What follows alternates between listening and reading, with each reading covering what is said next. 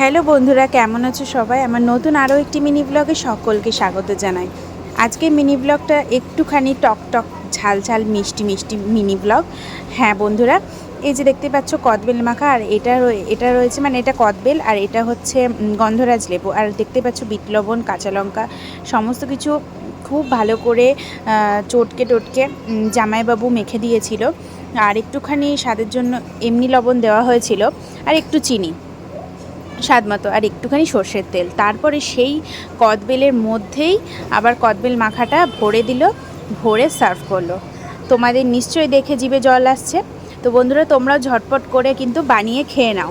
ঠিক আছে, চলো আবার দেখা হবে তোমাদের সাথে নতুন আরও একটা মিনি ব্লগ নিয়ে। আর এই রকম মিনি ব্লগ পেতে অবশ্যই চ্যানেলটিকে কিন্তু তোমরা সাবস্ক্রাইব করে দিও।